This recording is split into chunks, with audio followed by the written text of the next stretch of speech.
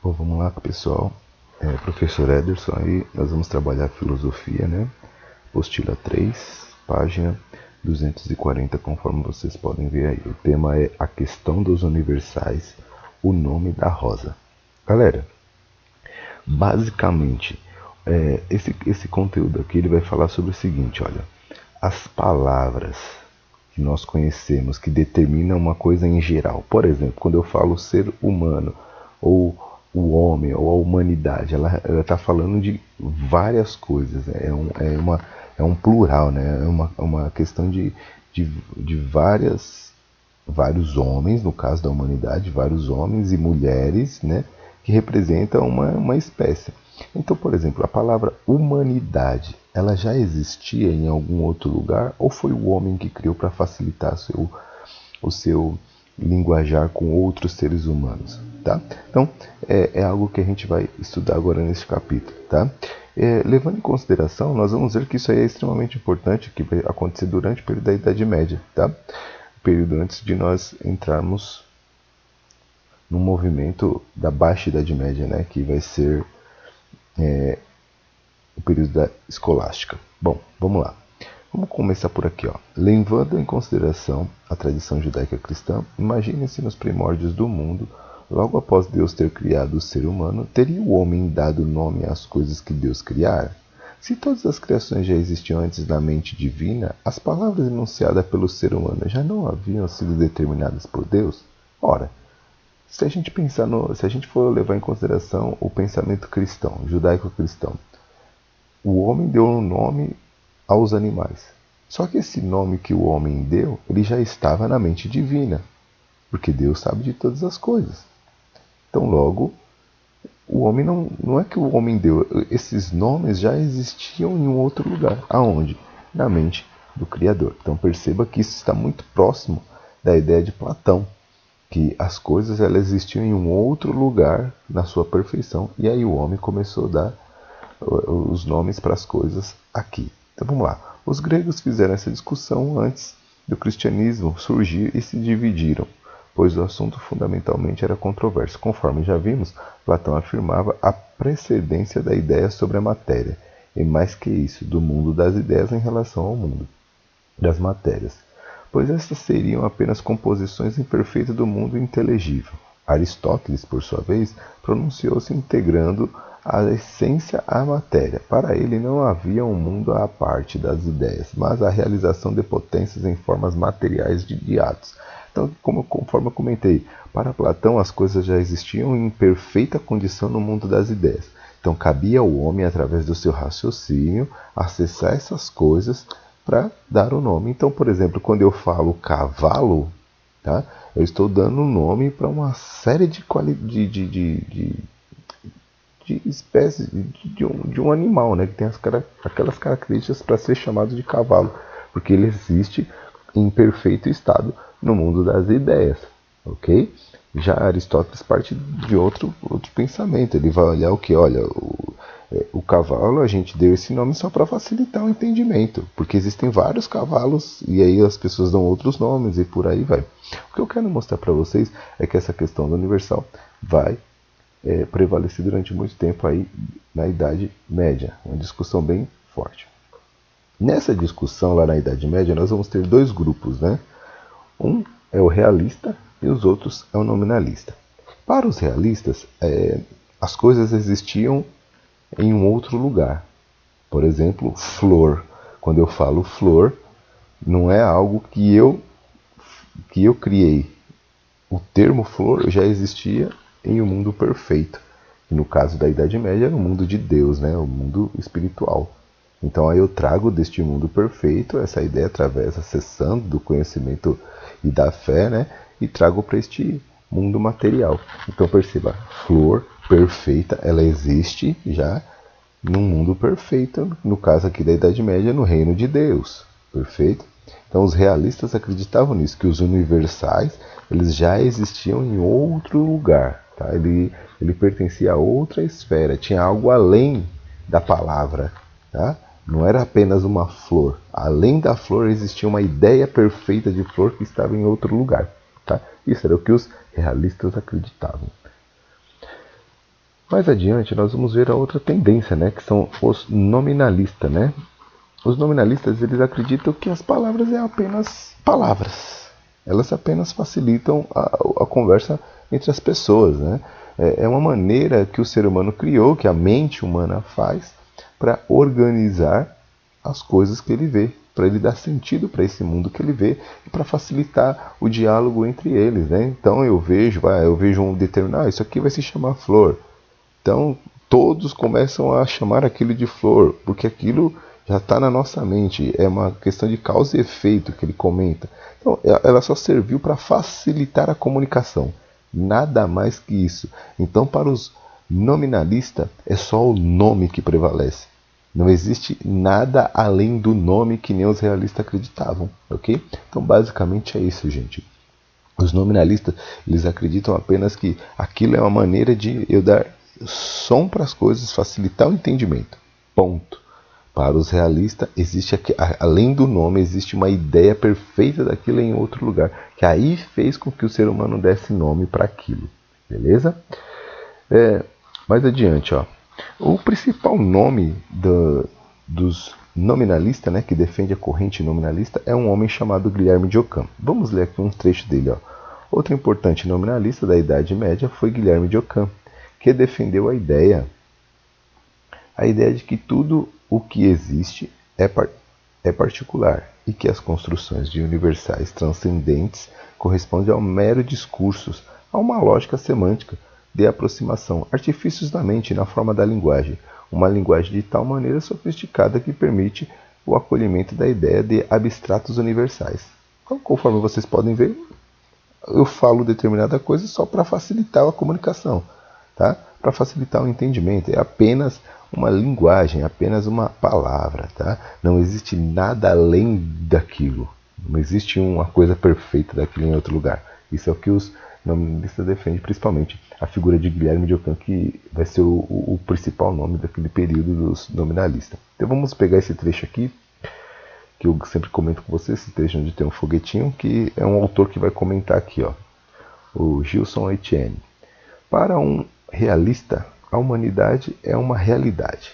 Para o nominalista, a única coisa real são os indivíduos humanos. Então a palavra humanidade, para os realistas, ela é uma realidade que existe além deste mundo aqui. Já para os nominalistas, a palavra humanidade é uma maneira só que o ser humano criou para se distinguir. Tá? Então o homem não designa nenhuma realidade que seja, em qualquer grau, a da espécie humana. Como todos os outros universais, este corresponde apenas a duas realidades concretas, nenhuma das quais é a da espécie.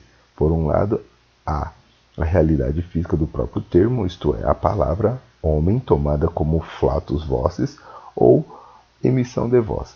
Por outro, aos indivíduos humanos, que essa palavra tem por função significar, e não há nada mais por trás dos termos que utilizamos. Então, essa é uma discussão bem pesada na época, ok? Aqui o Guilherme de Ockham, ele vai começar a escrever, a dar detalhes, né? A apostila vai mostrar aqui como que o Guilherme de Ockham vai defender essa ideia de que as coisas são apenas nomes, tá? Como que a nossa mente faz para dar um significado para uma coisa, né, que vira algo em geral, tá? Eu vou pegar aqui algumas partes para vocês entenderem, ó. Um conjunto de termos constitui uma proposição. Por exemplo, o homem é um animal bípede. Temos um conjunto de termos utilizado para a construção de uma ideia. Contudo, existem termos de uma proposição que são mais significativos. No caso da frase citada, homem, animal e bípede. Em outras palavras, sujeito e predicado. Estes constituem o universo do particular e do geral, e conjugados levam às noções abstratas universais. São signos que representam, que tomam o lugar das coisas reais por nomeação. Daí a significação ser uma relação psicológico-casual, pois leva à mente, constituir intelecto. Para Ockham, este era o processo de constituição dos universais. Então, conforme o ser humano vai usando as palavras, ele vai procurando, a mente humana vai procurando maneiras para facilitar o entendimento e colocar aqueles termos em uma maneira geral para todos entenderem, ok? Vamos pegar aqui, ele vai dar mais exemplos, ele vai aprofundar mais ainda. Ó. Se dissermos que alguns cachorros são brancos, percebamos a variação em relação ao substantivo cachorro, ou seja, ao predicado de alguns cães. Se afirmamos que o cachorro é uma espécie, estamos transferindo a qualidade particular para um coletivo. E quando falamos aquele cão se chama Totó, estamos atribuindo um atributo nominal ao ser existente. Em última instância, o que temos são lógicas, semântica, estruturando o pensamento a partir de variedades das coisas existentes. Se convencionarmos que todos os cães se chamam Totó, estaremos criando um novo universal.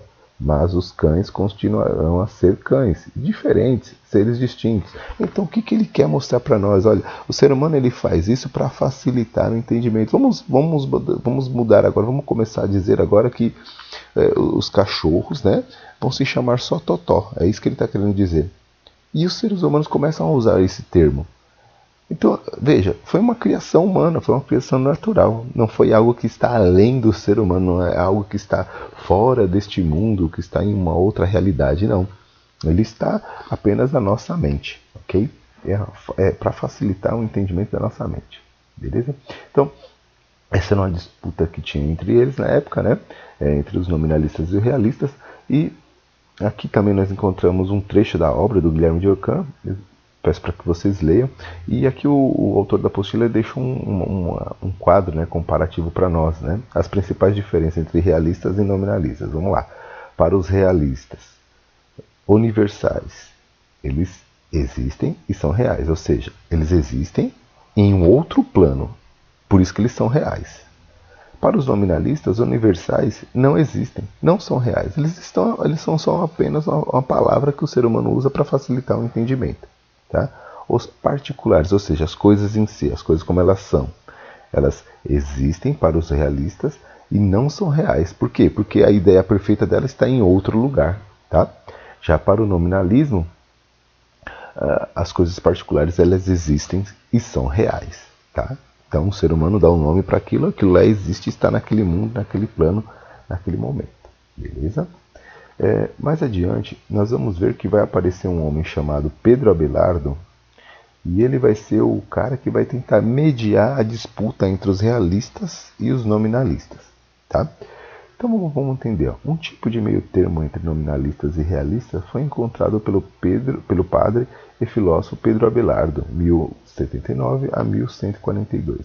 Abelardo defendia que os universais só existiam no intelecto humano, porém mantinham relação com os individuais no sentido de dar-lhes significados. Portanto, seria enquanto significado que os universais subsistiriam às coisas. Então, para o Pedro Abelardo, os universais existem sim, tá? Só que aonde? Na mente humana. Não é em um outro plano que foi criado por um ser superior ou num lugar perfeito. Não. Ele está dizendo que realmente existem os universais. Então ele concordou com os realistas. Só que ele diz assim, não é nenhum plano perfeito em alguma coisa do tipo. Não, as ideias universais elas existem aonde? Na mente humana. Tá? Continuando, em Pedro Abelardo, encontramos discussão sobre os universais que indica caminho seguido pela Igreja Católica. Ele refletiu sobre o que dizer a respeito do nome da rosa. Se algum dia as rosas não existirem mais, e afirmamos as rosas não existem, isso comprometerá a ideia da existência da rosa. Em outras palavras, a inexistência corpórea da rosa a faz desaparecer da mente. Se ao mesmo tempo podemos afirmar que as rosas deixaram de existir, se posso falar que as rosas não existem, é devido ao fato de existir um conceito de rosa em minha mente, e que veio do concreto, mas que tornado ideia, continua mesmo após o término de sua existência. Então o que ele está querendo dizer, olha, quando a gente pega uma rosa, por exemplo, e as rosas começam a desaparecer no nosso mundo, a rosa física, ela desapareceu. Mas a rosa que a gente conhece, que aprendemos a conhecer, ela vai existir aonde? Na nossa mente. Então ela não vai deixar de existir. Tá? Talvez com gerações futuras, aí já é uma discussão mais aprofundada, né? Gerações futuras pode ser que nunca tenha visto e possa isso desaparecer da mente daquelas pessoas. É algo a se pensar. Mas o que eu quero que vocês entendam é que na época Pedro Abelardo ele disse que os universais existem, concordando com os realistas, mas não em um plano perfeito. E aí ele concorda com os nominalistas, tá? Então, basicamente é isso, galera. Espero que vocês tenham entendido, tá? O tema é um pouquinho complexo, tá? Eu procurei deixar aqui o mais simples para vocês entenderem. Qualquer dúvida, estamos aí nas aulas de conferência. Um abraço, bons estudos e até mais, galera.